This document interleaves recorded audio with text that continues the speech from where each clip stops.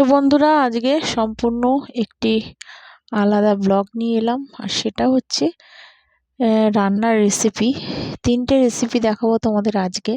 আর আজ তো বুধবার, তো প্লিজ তোমরা সাথে থেকো। আর ভালো লাগলে একটা লাইক করো, সাবস্ক্রাইব করে পাশে থেকো।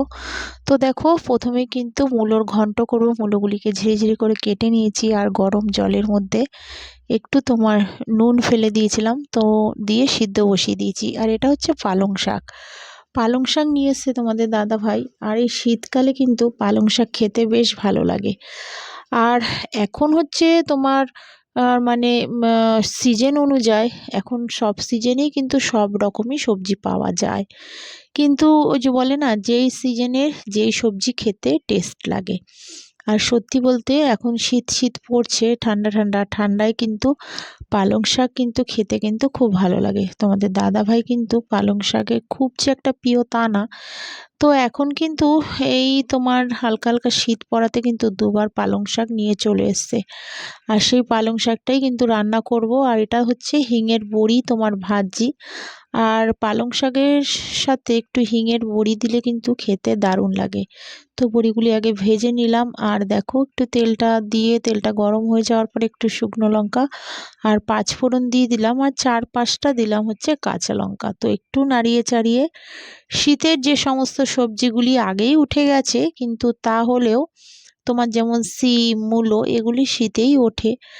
তো সেই অনুযায়ী দেখো এনেছে একটু দিয়ে দিলাম সিম, আলু, বেগুন, কুমড়ো। তো সমস্ত সবজি কিন্তু কেটে ভালো করে ধুয়ে দিয়েছিলাম। ধুয়ে ঠুয়ে নিয়েই দেখো দিয়ে দিয়েছি। আর একটু নাড়িয়ে চাড়িয়ে নুন আর হলুদ দিয়ে দিলাম। তো এগুলি একটু নাড়িয়ে চাড়িয়ে তারপরে কিন্তু একটু ঢেকে দিয়েছিলাম। তো সেটা তোমাদের সঙ্গে শেয়ার করিনি। একটু যখন সবজিগুলি হালকা একটু মজে যাবে, তখন কিন্তু তোমার পালং শাকগুলি দিয়ে দেবো। আর পালং শাক কিন্তু খুব একটা যে পালং শাকের নোংরা থাকে সেটা কিন্তু না। পালং শাক বলো, কুমড়ো শাক, লাউ শাক, এগুলিতে কিন্তু খুব বেশি নোংরা থাকে না। কিন্তু তাও আমি যখন তোমার রান্না করি তখন কিন্তু ভালো করে তোমার ধুয়ে ধায়ে একটু নুন জলে আগেই তোমার ভিজিয়ে রাখি। তারপরে ভালো করে ধুয়ে ধাই কিন্তু আমি তরকারি রান্না করি। তো পালং শাকটা দেখো এবার একটু ঢেকে দিলাম। আর ওদিকে কিন্তু মূলোটা দেখো সিদ্ধ হয়ে গেছে। তো মূলোর করব আজকে ঘন্ট চিংড়ি মাছ দিয়ে। তাই খুব বেশি কিন্তু মূলো কাটিনি, দুটো মূলো একদম ঝিরিঝিরি করে কেটেছি। কারণ মূলো খুব একটা ঘরে সেরকম কেউ খায় না, খেলে আমি আর শাশুড়ি খাই। তো করব চিংড়ি মাছ দিয়ে ঘন্ট। চিংড়ি মাছগুলি দেখো একটু ছাকা তেলে ভালো করে ভেজে নিচ্ছি। খুব বেশি লাল লাল করব না, কারণ ঘন্ট করব তো। তো ঘন্ট করলে কিন্তু খুব লাল লাল বেশি চিংড়ি মাছ ভাজলে ভালো লাগে না। আর দেখো একটু দিয়ে দিলাম কালো জিরে আর শুকনো লঙ্কা, আর দিলাম কাঁচা লঙ্কার একটা দিয়ে দেবো গোটা পেঁয়াজ। তো ঘন্টটা কিন্তু বন্ধুরা বেশ খেতে ভালো হয়েছে, তোমরাও বাড়িতে চেষ্টা করতে পারো, ভালো লাগবে। আর মূলোগুলিকে দেখো ভালো করে একটু চটকে নিলাম। তো দেখো খুব বেশি না, কিন্তু একদম সামান্য। আর এটার মধ্যে কিন্তু কোনো আলু ঠালু কিছুই দেবো না, শুধু তোমার মূলো দিয়েই হবে। বড়ি দিলে ভালো লাগতো, কিন্তু বড়িটা দেবো না। তো দেখো এবার মূলোগুলিও দিয়ে দিলাম, একটু ভালো করে নাড়িয়ে চাড়িয়ে তারপরে একটু হলুদ আর একটু নুন দিয়ে দেব। দিয়ে একটু নাড়িয়ে চাড়িয়ে তারপরে তোমার ঢেকে রাখবো। তারপরে তোমার যখন একটু পুরো, এটা তো সিদ্ধই আছে, তো খুব বেশি সময় লাগে না এই মূলো ঘন্টটা করতে। আর একটু দেখো সামান্য দিয়ে দিলাম নুন, দিয়ে আর একটু চিনি দিলাম। তো চিনিটা দেওয়ার পর একটু নাড়িয়ে চাড়িয়ে দেখো দিয়ে দিলাম হচ্ছে তোমার চিংড়ি মাছ।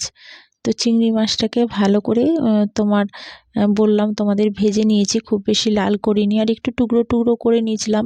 আর একটুখানি জল দিয়েছি, যে মূলোটা যখন চটকেছিলাম তখন কিন্তু জল বেরিয়েছিল, তো সেই জলটুকুই দিয়েছি। আর কোনো এক্সট্রা জল কিন্তু আর দেব না। আর এদিকে দেখো এই গাছটাতে কিন্তু পালং শাকটা সিদ্ধ বসিয়ে দিয়েছিলাম। তো পালং শাক পুরো একদম দেখো সিদ্ধ হয়ে গেছে। এবার বড়িটা দিয়ে আবার একটু কিছুক্ষণ ঢেকে রাখবো। তো মূলো ঘন্ট দেখো আমার কিন্তু পুরো রেডি। আর নামানোর আগে শুধু একটু ধনেপাতা দিয়ে দিলাম। আর পুরো মূলো ঘন্ট দেখো আমার রেডি হয়ে গেল। একদম সামান্য পরিমাণে করেছি।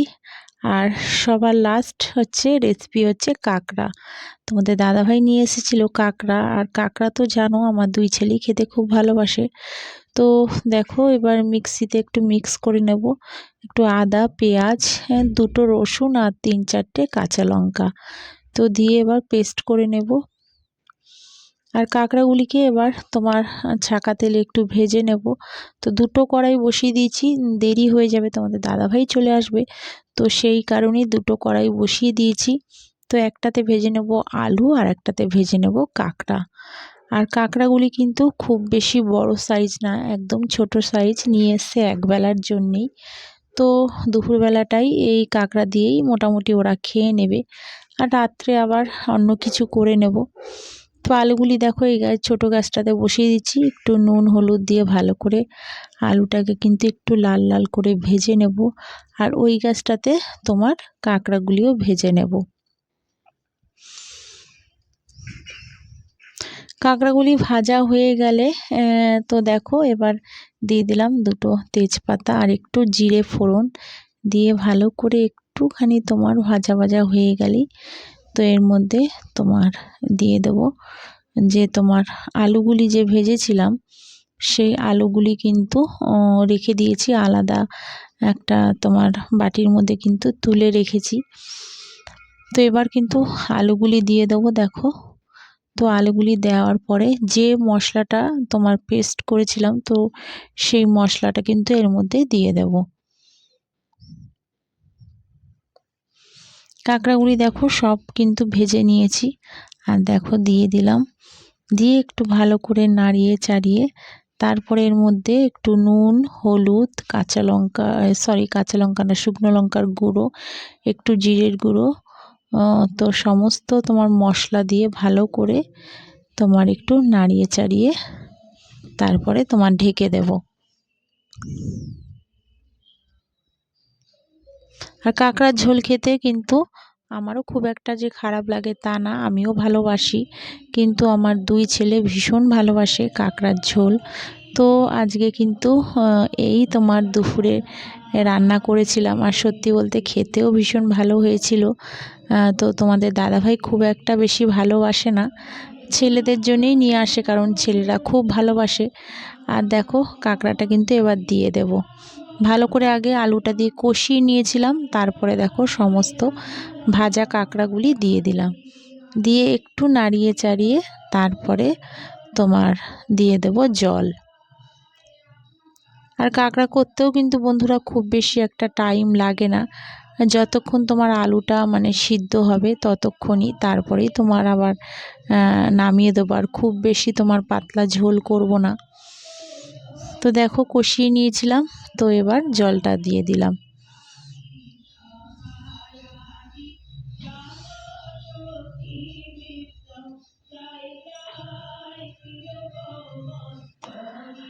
এবার ঢেকে দেব। আর আমি এখন যে ভয়েস তোমাদের দিচ্ছি একটু কিছু বাইরের তোমার আওয়াজ হয়তো তোমরা পেতে পারো, তো প্লিজ এগুলি একটু ইগনোর করো, কারণ পাশের বাড়িতেই তোমার একটু ঠাকুরের গান হচ্ছে, তো তোমরা যদি একটু শুনে থাকো তো প্লিজ একটু ইগনোর করো।